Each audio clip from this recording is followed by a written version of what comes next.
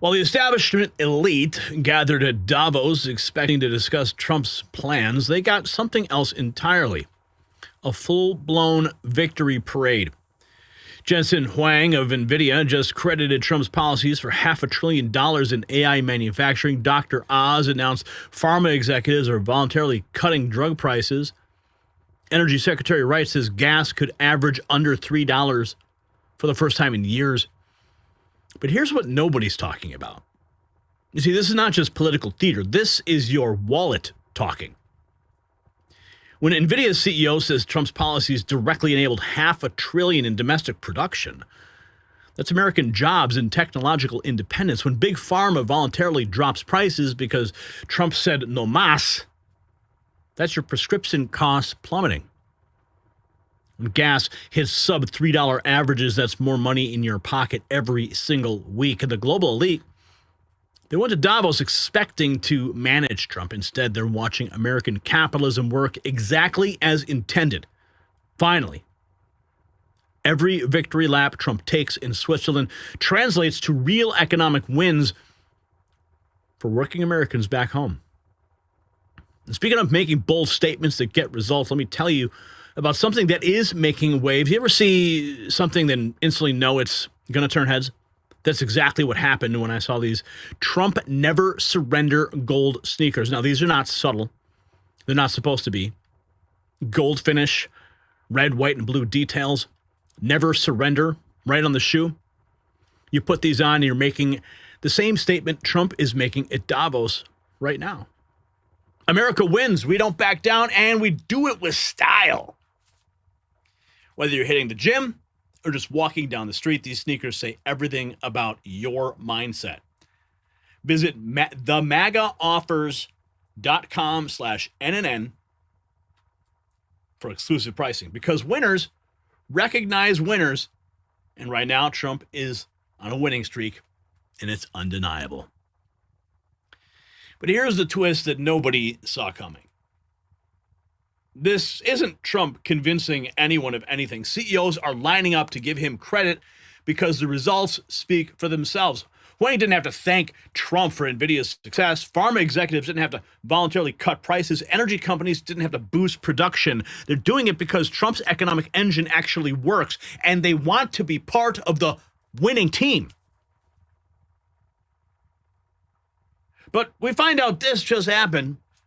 Evacuations underway at the World Economic Forum in the main venue after reports of strange odor. It's causing people to cough. People are getting concerned. It's time to get President Trump back to America as soon as possible. We don't have much details on this, but imagine if there was a poison gas that was let out into the room where President Trump was.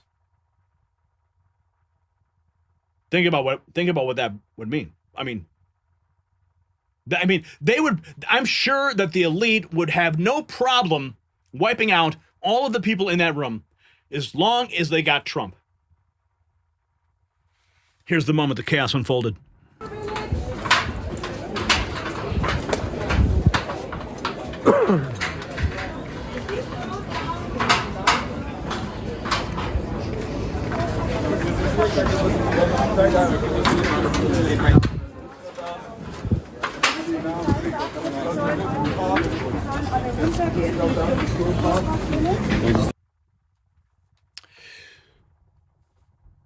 Now, we have the president's remarks.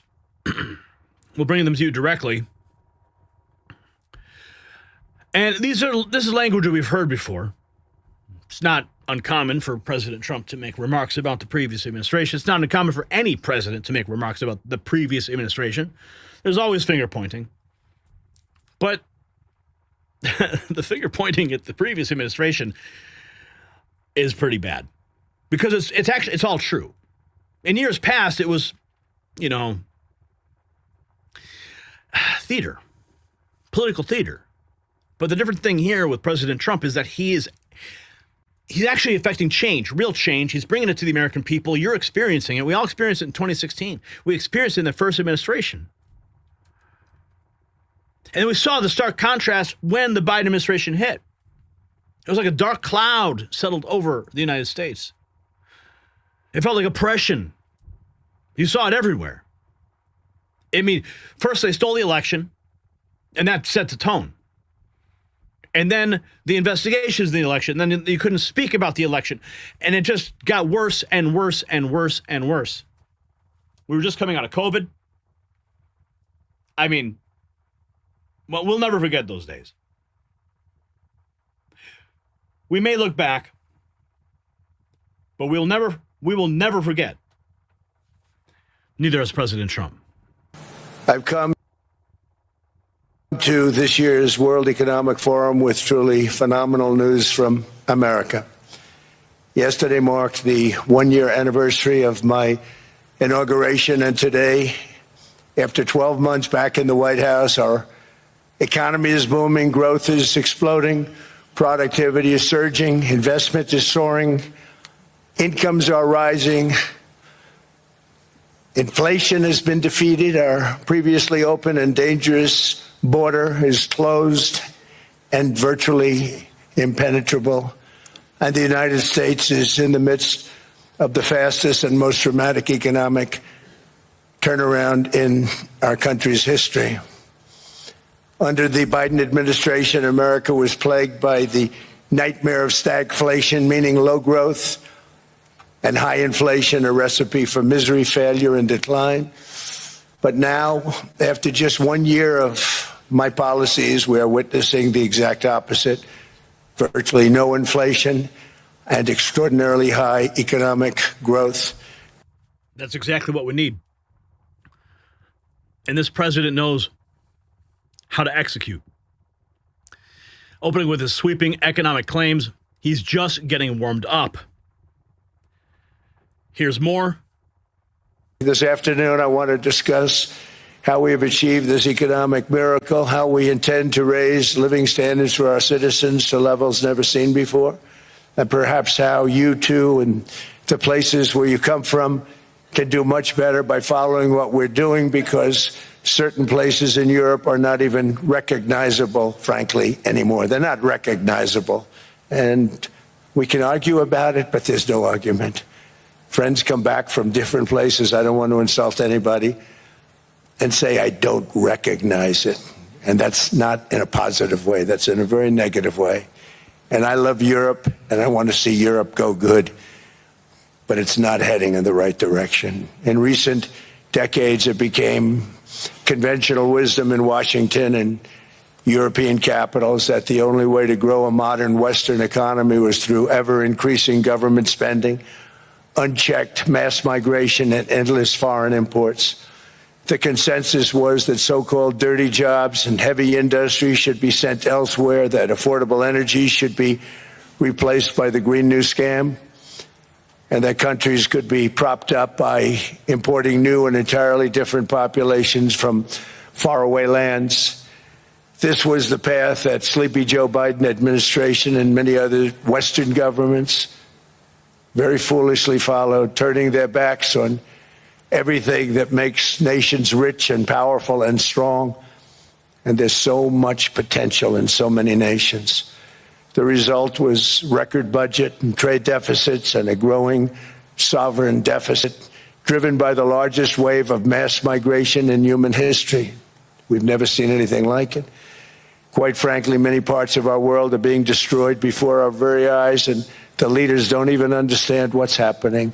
And the ones that do understand aren't doing anything about it. Virtually all of the so-called experts predicted my plans to end this failed model would trigger a global recession and runaway inflation. But we have proven them wrong. It's actually just the opposite. In 1 year, our agenda has produced a transformation like America has not seen in over 100 years. Instead of closing down energy plants, we're opening them up. Instead of building ineffective, money-losing windmills, we're taking them down and not approving any. Instead of empowering bureaucrats, we're firing them, and they're going out and getting jobs in the private sector for 2 and 3 times what they were making in government. So they started off hating me when we fired them, and now they love me. Instead of raising taxes on domestic producers, we're lowering them and raising tariffs on foreign nations to pay for the damage that they've caused. And quite a lot of damage has been caused. President Trump turning it all around. He's building his case piece by piece now. He's going to pivot to the signature policy tool that he is exploiting for good measure: tariffs. With tariffs, we've radically reduced our ballooning trade deficit, which was the largest in world history. We were losing more than $1 trillion every single year, and it was just wasted. It was going to waste. But in 1 year, I slashed our monthly trade deficit by a staggering 77%. And all of this with no inflation, something everyone said could not be done. There were a couple of brilliant people that actually thought I was doing the right thing. I thought I was doing the right thing. Now they all think I'm doing the right thing because they can't believe the numbers. American exports are now up by more than $150 billion. Domestic steel production is up by 300,000 tons a month, and it's doubling over the next 4 months. It's doubling and tripling, and we have steel plants being built all over the country. Nobody thought they'd see that. Factory construction is up by 41%, and that number is really going to skyrocket right now because that's during a process that they're putting in to get their approvals, and we've given very, very quick, fast approvals. In the process, we've made historic trade deals with partners covering 40% of all U.S. trade. Some of the greatest companies and countries in the world. We have countries as our partner, too. The European nations, Japan, South Korea. They're our partners. They've gone into massive deals with us, especially on oil and gas. And these agreements raise growth and cause stock markets to boom, not only in the U.S., but virtually every country that came to make a deal, because, as you've learned, when the United States goes up, you follow. It's really become a staple. Yeah, what's that saying? A rising tide raises all ships. The tariff victory lap continues as Trump doubles down on his economic restructuring agenda. In 12 months, we have removed over 270,000 bureaucrats from the federal payrolls, the largest single-year reduction in government employment since the end of World War II. Nobody thought that was coming, but we had no choice. To make a country great, you can't have all federal jobs.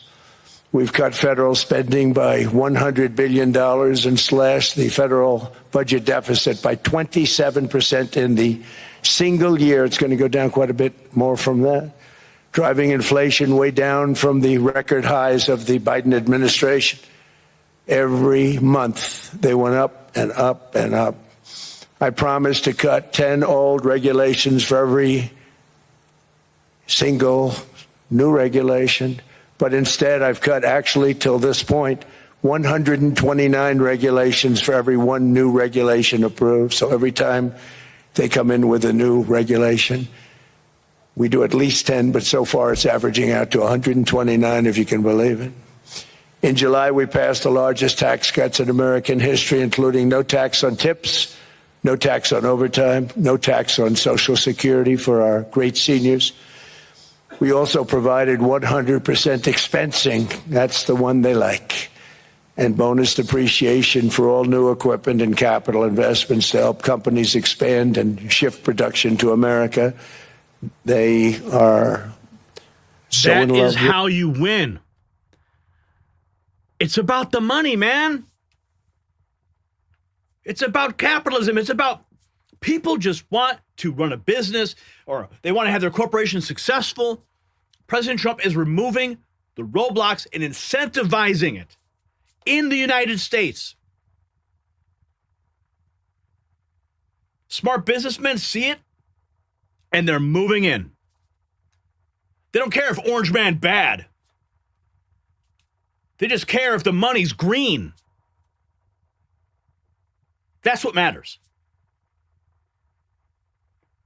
Republican, Democrat, whatever you call yourself, at the end of the day, if you run a business, you want it to be successful.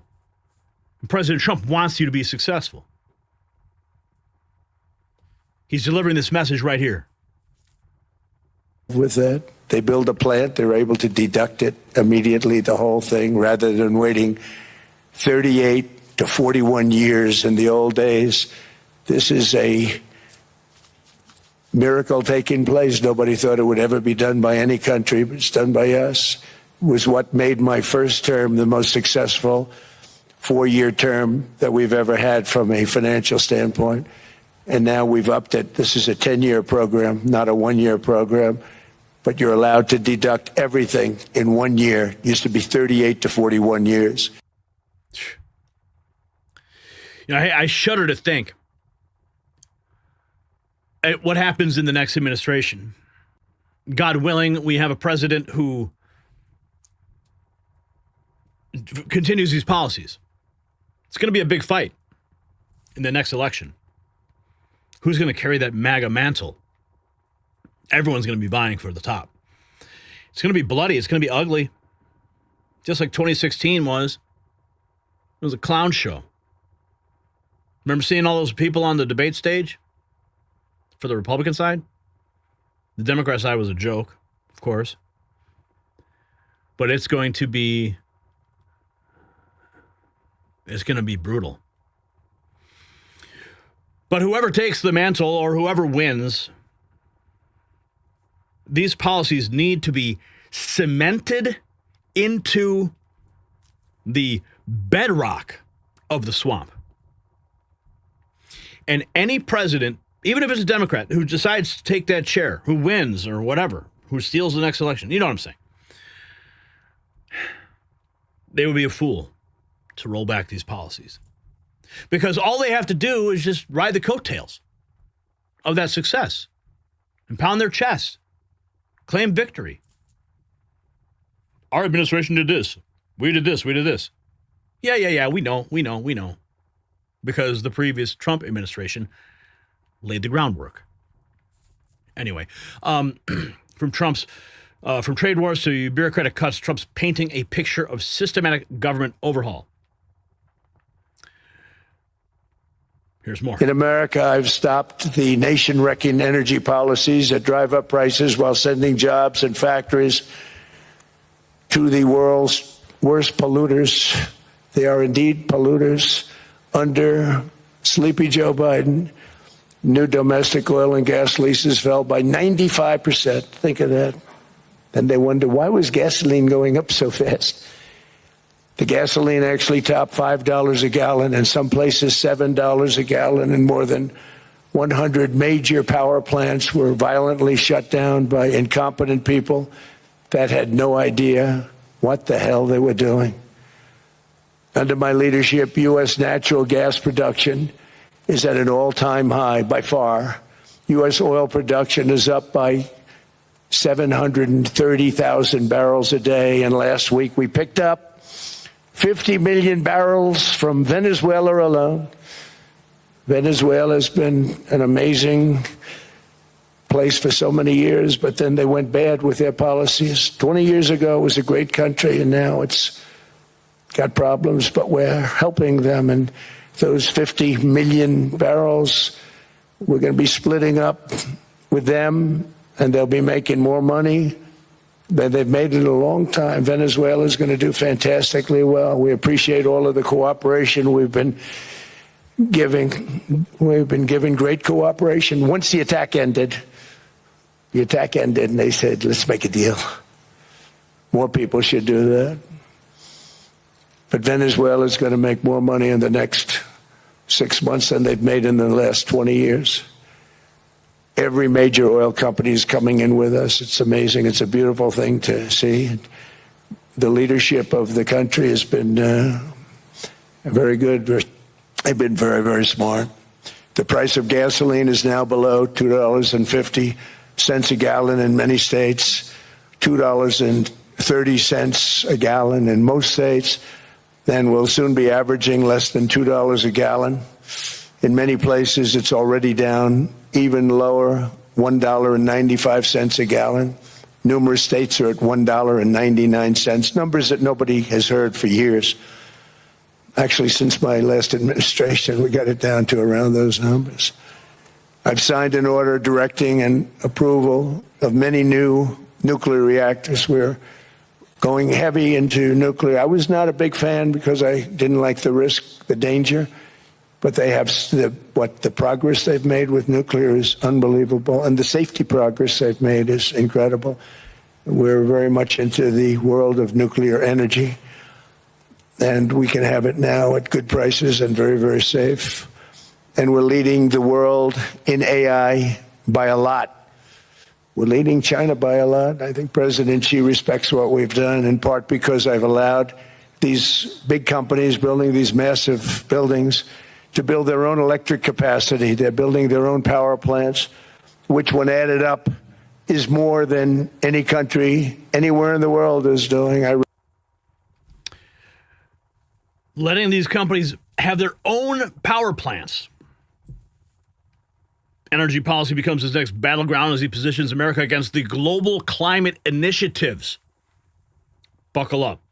Because of my landslide election victory, the United States avoided the catastrophic energy collapse which befell every European nation that pursued the Green New Scam, perhaps the greatest hoax in history.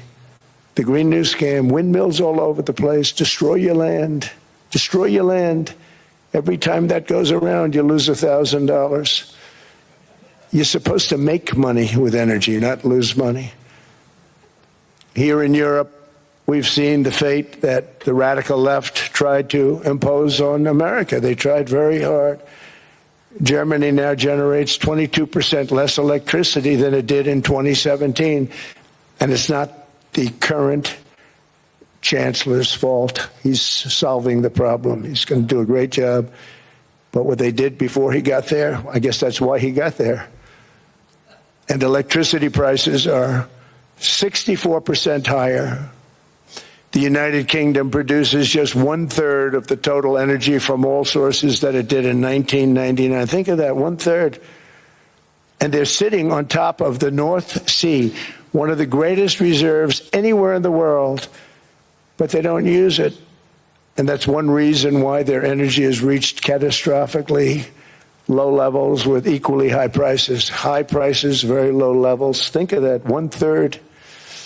And you're sitting on top of the North Sea, and they like to say, well, you know, that's depleted. It's not depleted. It's got 500 years. They haven't even found the oil. The North Sea is incredible. They don't let anybody drill. Environmentally, they don't let them drill. They make it impossible for the oil companies to go. They take 92% of the revenues. So the oil companies say, we can't do it. They came to see me. Is there anything you can do? I want Europe to do great. I want UK to do great. They're sitting on one of the greatest energy sources in the world, and they don't use it. In fact, their electricity prices have soared 139%. There are windmills all over Europe. There are windmills all over the place, and they are losers. One thing I've noticed is that the more windmills a country has, the more money that country loses and the worse that country is doing. China makes almost all of the windmills, and yet I haven't been able to find any wind farms in China. Did you ever think of that? It's a good way of looking at it. They're smart. China's very smart. They make them, they sell them for a fortune. They sell them to the stupid people that buy them, but they don't use them themselves. They put up a couple of big wind farms, but they don't use them. They just put them up to show people what they could look like. They don't spin. They don't do anything. They use a thing called coal, mostly. But China goes with the coal. They go with oil and gas. They're starting to look at nuclear a little bit, and they're doing just fine. They just set him up. They don't spin. He's not just criticizing green energy. He's claiming it saved America from Europe's fate. Here's more. He's talking about how much he loves the people of Europe, and that's why he wants to see Europe succeed. But their leaders are preventing it. The consequences of such destructive policies have been stark, including lower economic growth, lower standards of living, lower birth rates, more socially disruptive migration, more vulnerability to hostile foreign adversaries, and much, much smaller militaries. The United States cares greatly about the people of Europe. We really do. I mean, look, I am derived from Europe. Scotland and Germany, 100% Scotland, my mother, 100% German, my father. And we believe deeply in the bonds we share with Europe as a civilization. I want to see it do great. That's why issues like energy, trade, immigration, and economic growth must be central concerns to anyone who wants to see a strong and united West, because Europe and those countries have to do their thing. They have to get out of the culture that they've created over the last 10 years. It's horrible what they're doing to themselves. They're destroying themselves. It's beautiful, beautiful places. We want strong allies, not seriously weakened ones. We want Europe to be strong. We want Europe to be strong. After bashing European energy policy, watch him soften his tone while asserting American dominance. Talking about Canada. We're building a golden dome that's going to, just by its very nature, going to be defending Canada. Canada gets a lot of freebies from us, by the way. They should be grateful also, but they're not. I watched your Prime Minister yesterday. He wasn't so grateful. But they should be grateful to us. Canada lives because of the United States. Remember that, Mark, the next time you make your statements.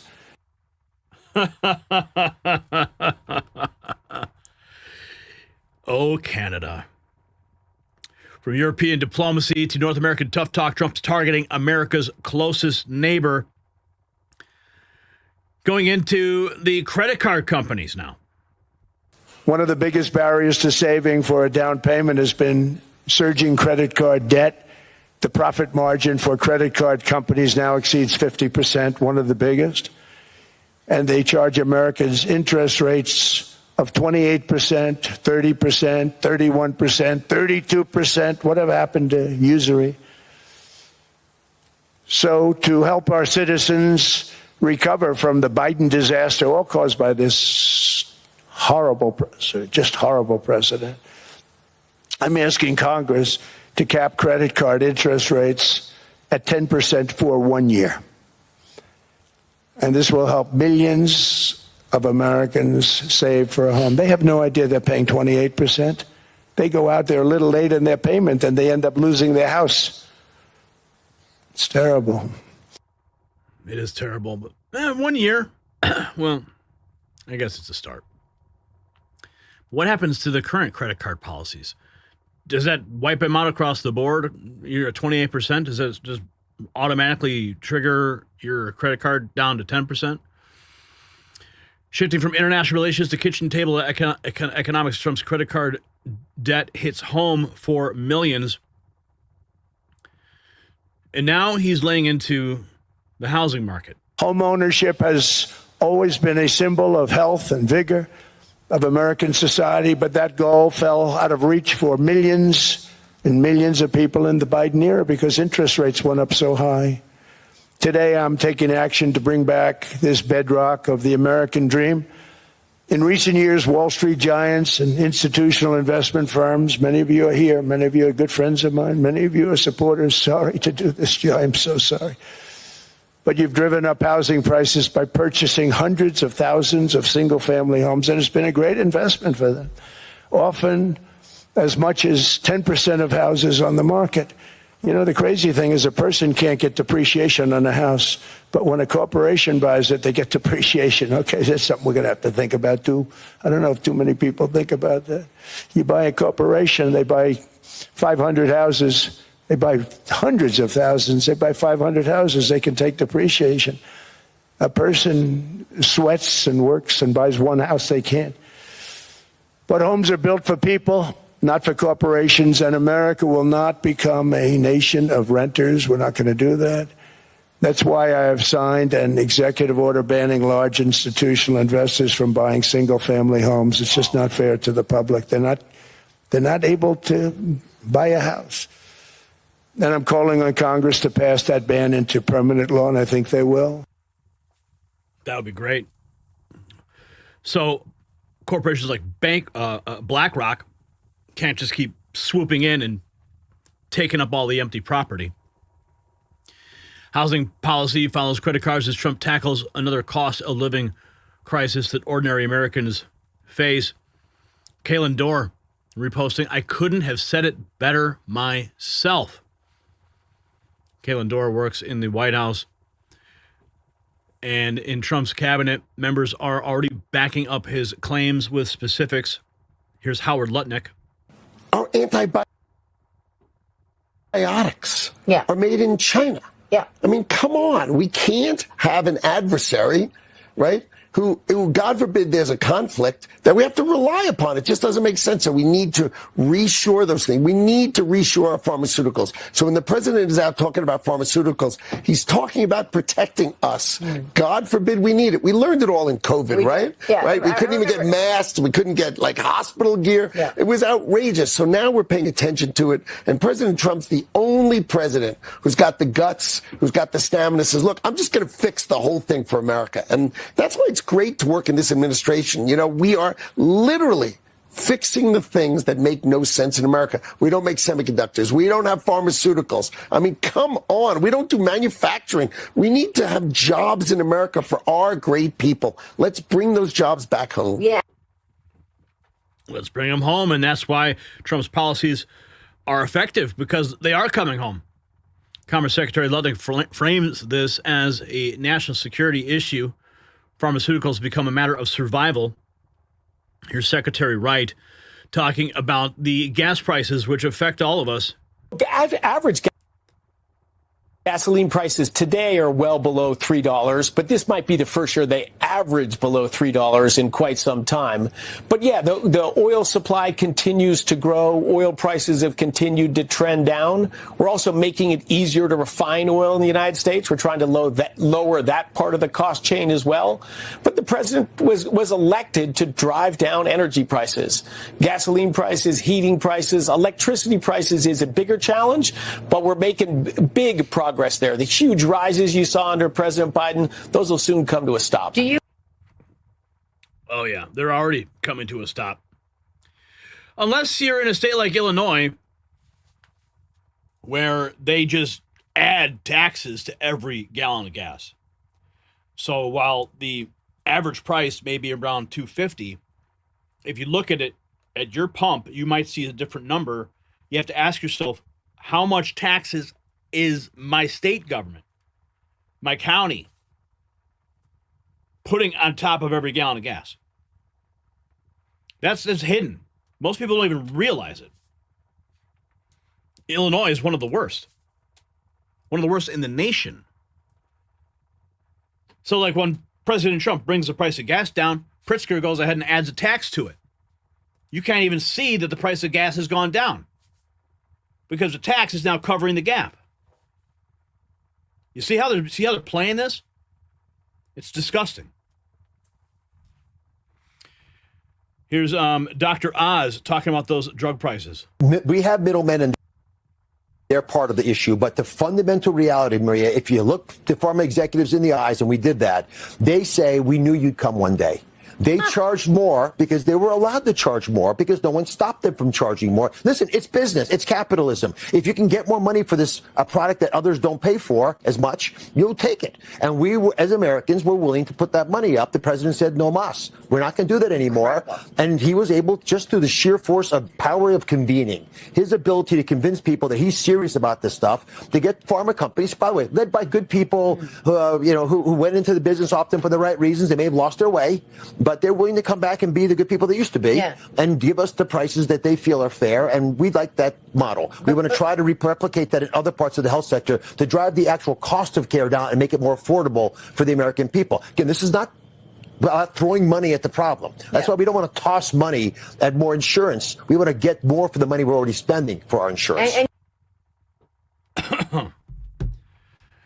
Let's keep going here. Dr. Oz connecting the dots on healthcare as Trump's team builds towards the big finale. Listen to this. Well, we've started in a very big way. Without President Trump, this is the Nvidia CEO. We wouldn't be here today.